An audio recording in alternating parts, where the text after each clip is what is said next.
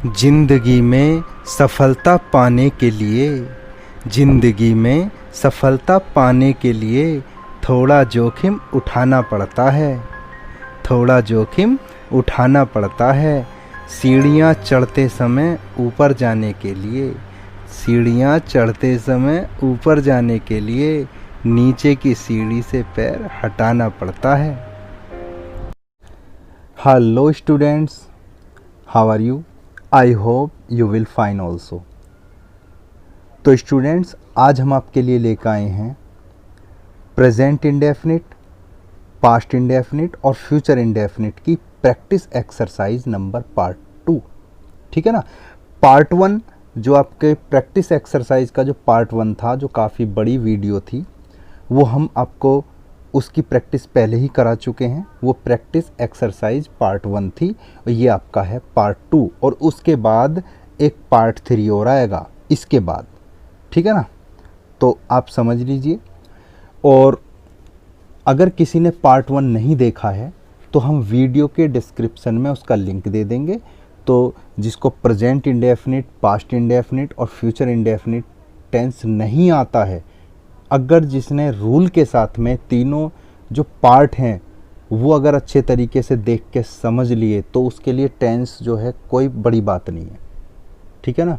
तो अगले सारे टेंस उसे आसानी से बन जाएंगे। Present indefinite, past indefinite, future indefinite तो बनेंगे ही, बाकी वो कोई भी बना लेगा आसानी से, क्योंकि स्टार्टिंग में ही दिक्कत होती है, बाद में कोई दिक्कत नहीं होती। ठीक है ना। तो इस एक्सरसाइज के अंदर हम कवर करेंगे आपके 10 सेंटेंसेस। ठीक है ना।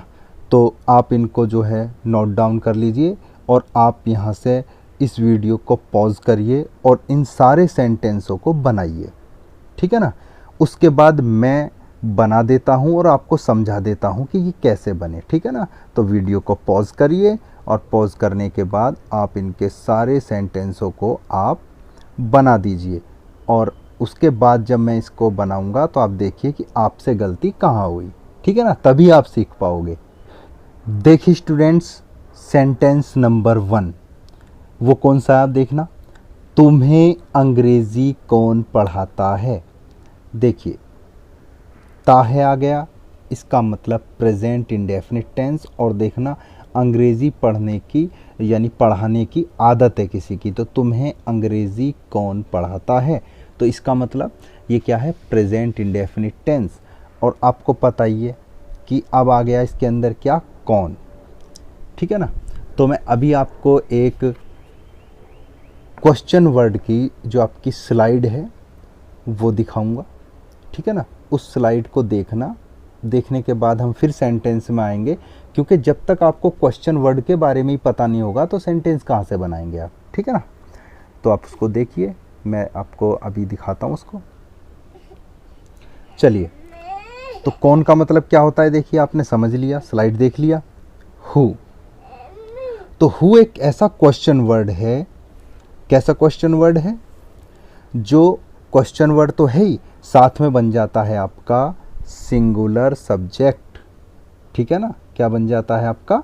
Singular subject. और जब देखिए ये आपका सेंटेंस, देखिए अब ये जो हु आता है यानी क्वेश्चन वर्ड कहाँ आता है? देखिए सेंटेंस के शुरू में।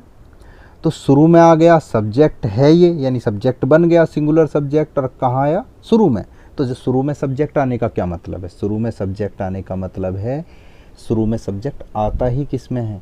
एक तो आपका एफर्मेटिव सेंटेंस में और आपका निगेटिव सेंटेंस में। तो ये कौन सा है? एफर्मेटिव, क्योंकि इसके अंदर नोट नहीं है।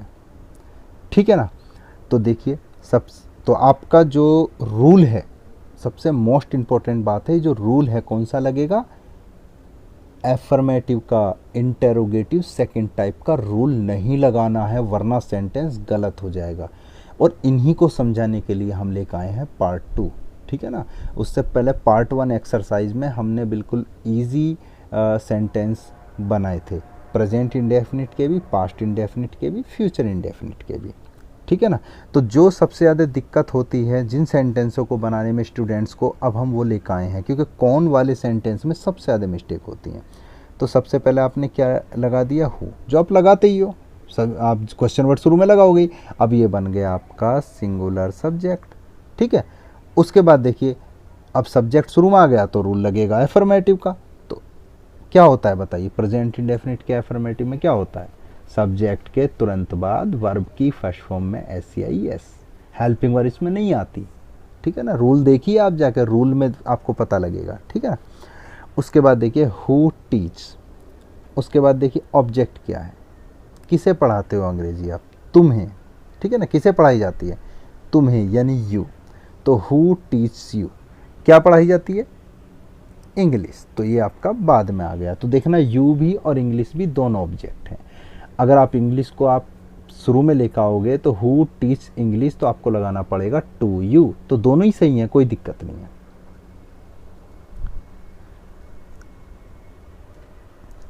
नेक्स्ट सेंटेंस पे चलते हैं। अगला है आपका, मेरी किताब किसने चुराई। समझिए, मेरी किताब किसने चुराई। तो देखना चुराई ई पे ख़त्म हो गया, ई पे ख़त्म हो गया, इसका मतलब क्या है, ये पास्ट इंडेफिनिट टेंस। तो पास्ट इंडेफिनिट टेंस का कौन सा है देखना, है किसने। किसने का मतलब क्या होता है बताना, किसने का मतलब क्या होता है, किसने का मतलब कौन यानी हु, ठीक है ना। तो यहाँ भी क्या लगा देंगे, हु। रूल कौन सा लगेगा देखिए, सब्जेक्ट शुरू में आ गया तो आपको पता ही है एफर्मेटिव का रूल लगेगा। तो सब्जेक्ट आपका आ ही गया, ये सब्जेक्ट के बाद क्या लगती है, वर्ब लगती है, और वो भी कौन सी फॉर्म लगती है पास्ट इंडेफिनिट में, सेकंड फॉर्म। उसके बाद देखिए आपका ऑब्जेक्ट, क्या चुराई है, मेरी किताब। तो who stall my book, stall क्या है, स्टील यानी चुराने की सेकंड फॉर्म है ये, ठीक है ना। नेक्स्ट देखिए आप, नंबर थर्ड, वह अपने गांव पैदल कभी नहीं जाएगा। देखिए गा आ गया लास्ट में, जाएगा, इसका मतलब ये है फ्यूचर इंडेफिनिट। ऐसी तो देख के समझेंगे हम। तो वह अपने गांव पैदल कभी नहीं जाएगा। चलिए कोई टेंशन नहीं, कभी नहीं वाला ये सेंटेंस है। तो कैसे बनाएंगे देखिए, एफर्मेटिव है तो सबसे पहले वह, वह मतलब ही लगा देंगे ही। उसके बाद देखना हमेशा जो आपका होता है क्या, कभी नहीं, किससे बनता है, वो नेवर से। और ध्यान देना उसमें भी कौन सा रूल लगेगा, हमेशा एफर्मेटिव का। तो देखिए फ्यूचर इंडेफिनिट का एफर्मेटिव का क्या रूल है, सबसे पहले सब्जेक्ट, उसके बाद आपकी हेल्पिंग वर्ब, वो क्या आएगी देखना, ही के साथ विल, और उसके बाद आपको क्या लगा देना, नेवर, ठीक है ना। तो नेवर हमेशा कहाँ आएगा, हेल्पिंग वर्ब के बाद। अगर हेल्पिंग वर्ब ना हो तो कहाँ जाएगा, सब्जेक्ट के बाद। उसके बाद देखिए वर्ब लगा दो गो, यानी जाने की। टू हिज विलेज, कहाँ जा रहे हैं जी, अपने गांव। देखिए ही के साथ अपने की क्या लगाई, हिज, ठीक है ना। तो ये ही का जो आपका पॉजिटिव केस होता है वो हिज।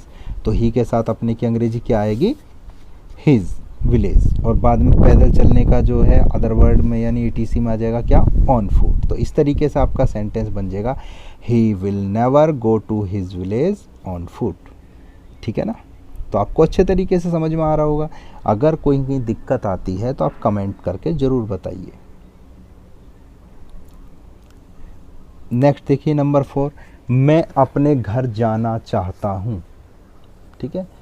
ताहूँ तो कौन सा आ गया देखना, प्रेजेंट इंडेफिनिट टेंस। तो मैं अपने घर जाना चाहता हूँ, तो ये कैसे बनेगा देखना, एफर्मेटिव है क्योंकि नहीं है और क्वेश्चन मार्क भी नहीं नज़र आ रहा, तो इसका मतलब ये इंटेरोगेटिव नहीं है। तो क्या है ये, एफर्मेटिव।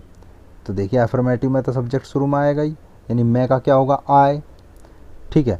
देखना ध्यान से, दो वर्ब हैं इसके अंदर, एक है आपकी जाना और एक है आपकी चाहता हूँ यानी चाहना, ठीक है ना।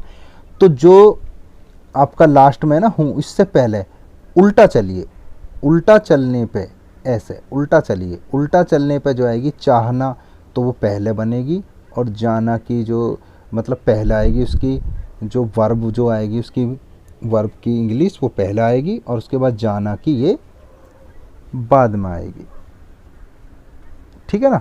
तो देखिए आई के साथ क्या लगाएंगे हम चाहना के लिए, वांट, ठीक है। और अगर दो वर्ब एक साथ आ जाती हैं तो दूसरी वर्ब के साथ क्या लगाएंगे, टू जरूर लगाएंगे। तो I want to go to my home, ये ऑब्जेक्ट हो गया टू माई होम। तो क्या बना सेंटेंस आपका, I want to go to my home. चलिए इन सेंटेंसों को बड़े आसानी से ये सेंटेंस आपके बन जाएंगे, तो बड़े ध्यान से समझने हैं। और ये ऐसे सेंटेंस नहीं है, ये स्पेशल सेंटेंस हैं, यानी वो सेंटेंस हैं जिन्हें स्टूडेंट्स बनाने में ज़्यादातर मिस्टेक्स करते हैं। ठीक है ना। सेंटेंस देखिए, तुम रोज़ाना कितना दूध पीते हो, यानी ये दूध पीने की आदत है, तो पीते हो, ते हो आ गया, यानी प्रेजेंट इंडेफिनिट टेंस। ठीक है। तो देखिए इसमें कौन सा आपका क्वेश्चन वर्ड लगा है, कितना। ठीक है, कितना की आपको पता ही है क्या आएगी, जब आप किसी मात्रा के लिए लोगे तो जो नाप के दी जाती है चीज़, वो क्या जाती है, माप के जो दी जाती है क्या है, जैसे दूध, चावल, आटा, तो क्या लगाएंगे उसके लिए, हाउ मच। ठीक है ना।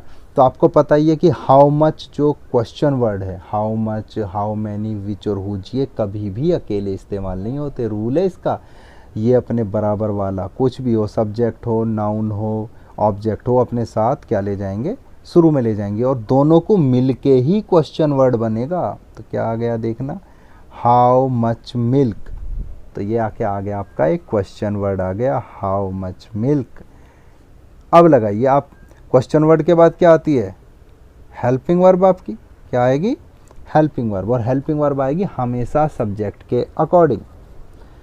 तो देखिए, तुम यानी यू प्लूरल है, इसलिए क्या आएगी, हेल्पिंग वर्ब डू। आपको पता है ये सेकंड टाइप का स्ट्रक्चर क्या होता है, क्वेश्चन वर्ड, और क्वेश्चन वर्ड के बाद क्या है, हेल्पिंग वर्ब। हेल्पिंग वर्ब के बाद देखना क्या आएगा, सब्जेक्ट यानी यू। उसके बाद क्या आएगी, वर्ब। वर्ब की कौन सी फॉर्म लगती है बताइए, इसमें वर्ब की फर्स्ट फॉर्म टेक। उसके बाद क्या है, ईटीसी है क्या आपका, डेली। तो ये आपका सेंटेंस बन गया, यानी how much milk do you take daily. ठीक है ना। नेक्स्ट देखिए, उसके विद्यालय में कितने विद्यार्थी रोजाना पढ़ते हैं। ठीक है ना, पढ़ते हैं, ये क्या है आपका प्रेजेंट इंडेफिनिट टेंस। चलो वो तो आप देखते ही पहचान गए होंगे, मैंने जो रूल्स हैं इनकी पहचान है पहले ही वीडियो में बता दी है। ठीक है ना, 12 टेंस के रूल में। तो उस वीडियो का जो लिंक है वो भी डिस्क्रिप्शन में दे देंगे, वो वीडियो भी आप ज़रूर देखना, क्योंकि बिना रूल के आप प्रैक्टिस क्या करोगे बताओ। ठीक है ना, रूल पता हो, स्ट्रक्चर पता हो, उसके बाद ही तो करोगे। चलिए, तो क्या आएगा देखना, कितने विद्यार्थी, विद्यार्थियों को तो हमेशा गिना ही जाएगा, तोला तो जा नहीं सकता, तो कितने मतलब क्या आएगा, हाउ मैनी। ठीक है, जहाँ ना मापा जाता है वो हाउ मच, और जहाँ गिना जाता है हाउ मैनी, तो क्या आ जाएगा कितने की, देखिए आप, हाउ मैनी। ठीक है ना, हाउ मैनी आपका आ गया। हाउ मैनी के बाद मैंने फिर बताया था कि ये क्वेश्चन वर्ड अपने बराबर वाले को कभी नहीं छोड़ेंगे। ठीक है ना, अपने बराबर वाले को कभी नहीं छोड़ेंगे। तो क्या आएगा पूरा क्वेश्चन वर्ड आपका, हाउ मैनी स्टूडेंट्स। अब मुझे ये बताइए कि अब क्वेश्चन वर्ड आपका ये पूरा बन गया, तो क्वेश्चन वर्ड के बाद आती है हेल्पिंग वर्ब। ठीक है, क्या आती है, हेल्पिंग वर्ब। तो यहाँ हेल्पिंग वर्ब तो नज़र नहीं आ रही, क्यों नहीं नज़र आ रही, उसका भी रीज़न बताऊंगा।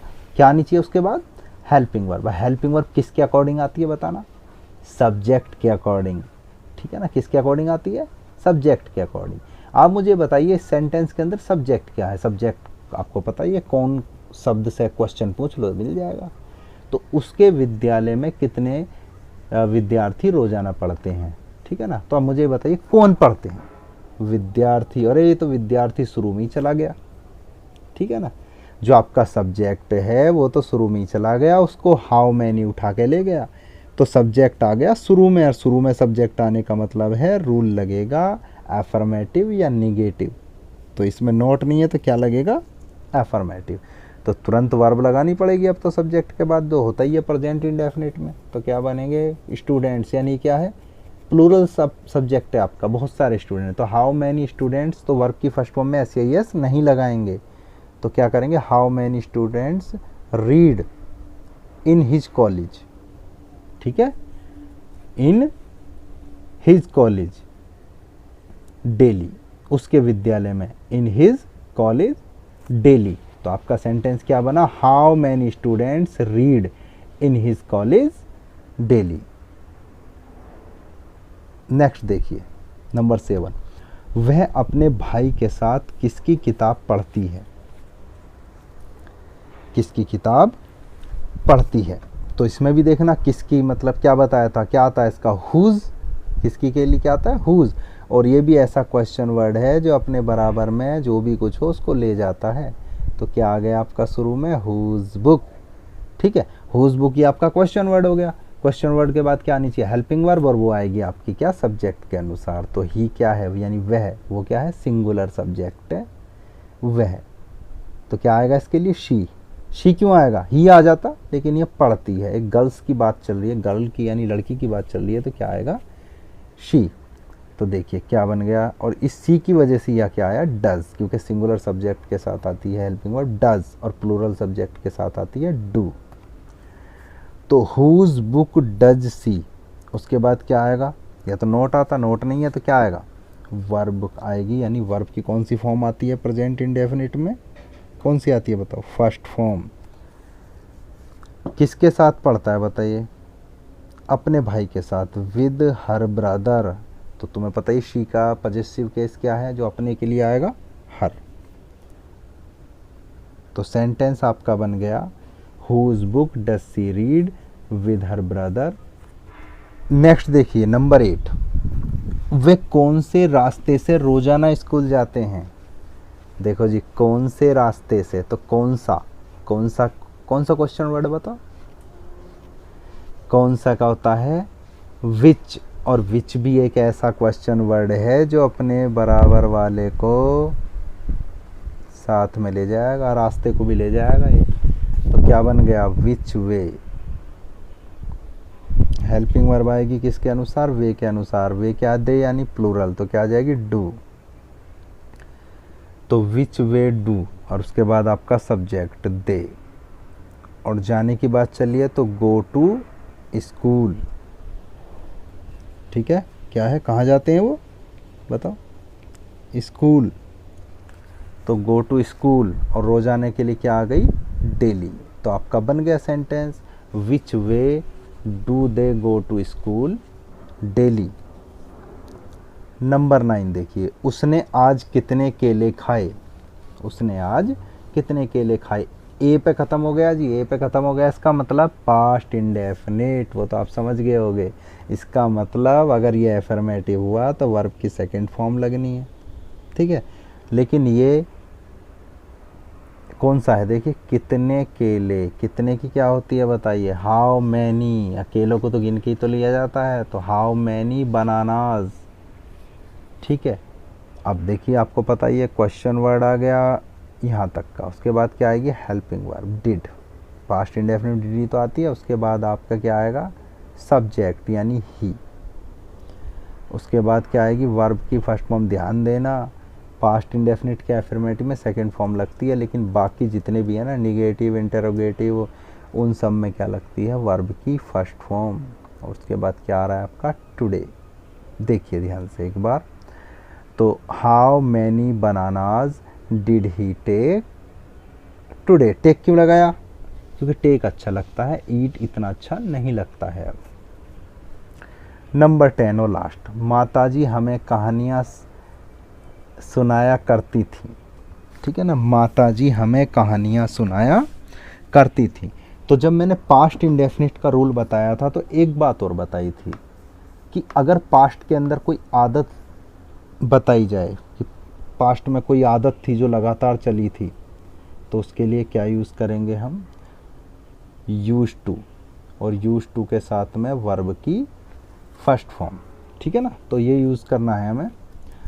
तो इसकी पहचान आपको बताई दी थी, या करती थी, या करते थे, ऐसे आते हैं। ठीक है ना, तो माता जी हमें कहानियाँ सुनाया करती थी, तो mother use to tell us, tell us मतलब हमें, ऑब्जेक्ट क्या है, हमें, तो वो आएगा ही। देखिए सब्जेक्ट, सब्जेक्ट के बाद आपका यूज टू के बाद क्या आएगा, वर्ब की फर्स्ट फॉर्म, और उसके बाद अस यानी हमें, ऑब्जेक्ट आपका, और स्टोरीज यानी कहानियाँ। ठीक है ना, तो आपका सेंटेंस क्या बन गया, mother use to tell us stories. तो स्टूडेंट्स, आज की जो प्रैक्टिस एक्सरसाइज है, ठीक है ना, वो यहीं समाप्त होती है। आई होप आपको बहुत अच्छे तरीके से समझ में आ गई होगी। अगर कोई आपका डाउट रह जाए तो कमेंट करके ज़रूर पूछना, ठीक है ना। और इस वीडियो को अगर अच्छी लगे तो लाइक करना, ठीक है ना, अपने दोस्तों के साथ शेयर करना। और अगर आप अभी चैनल पर नए हो तो रेड कलर का सब्सक्राइब बटन दबा के सब्सक्राइब कर लें और साथ में बेल आइकन भी दबा दें, ठीक है ना, जिससे हमारी हर वीडियो मिलती रहे आपको समय पर। तो wish you all the best. जय हिंद।